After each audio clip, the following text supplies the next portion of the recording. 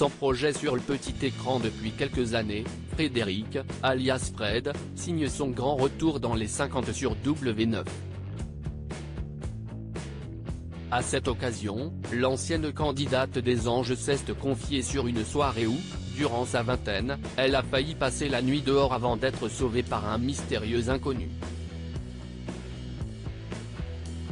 En septembre 2022, W9 frappe fort avec les 50, nouvelle télé-réalité d'enfermement qui mélange des épreuves sportives et logiques et regroupe 50 candidats reconnus, comme l'ancien visage des Ch'tis Christopher ou bien les incontournables Amélie Netton, Mélanie Dedigama et Nadège Lacroix, ex-candidate de Secret Story. Après cette première saison au casting 5 étoiles, la deuxième édition compte sur de nouvelles personnalités emblématiques pour s'assurer un nouveau succès.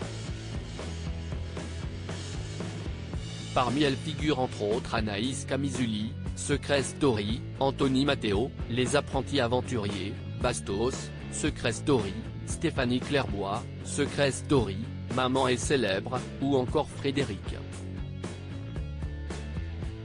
Cette dernière, surnommée Fred, se fait connaître dans Koh-Lanta en 2010 avant de participer à l'aventure Les Anges sur Énergie 12 à partir de 2013 puis d'intégrer le casting de l'émission dérivée, Les Vacances des Anges.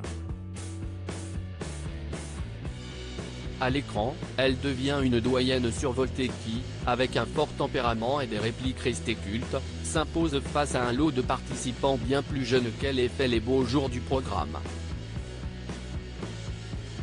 Alors que tout s'arrête en 2021, l'ami des bêtes se retrouve sans projet sur le petit écran et se confie un an plus tard sur ses faibles revenus qui lui permettent tout juste de louer pour 450 € un petit studio à Nîmes.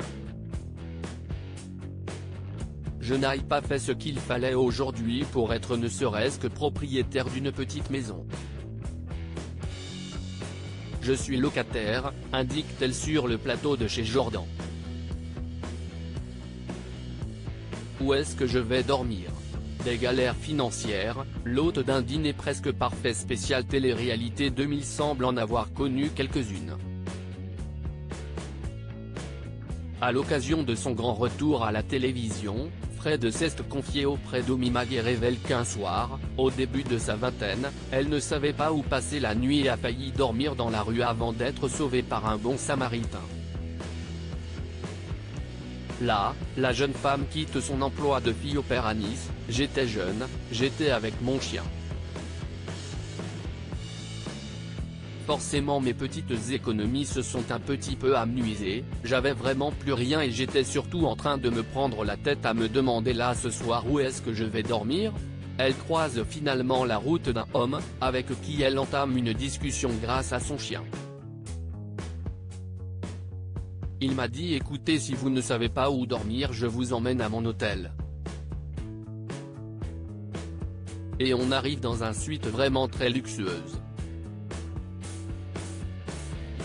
Il me dit que je peux dormir dans cette chambre-là, se souvient-elle. Elle poursuit, j'ai passé la nuit et le lendemain matin le personnel est venu taper à ma porte, on m'a amené un plateau avec un petit déjeuner somptueux et il y avait un petit mot, il y avait une enveloppe et il y avait un billet de 500 francs à l'époque, ça m'a permis de ne pas être à la rue. Une rencontre marquante, donc.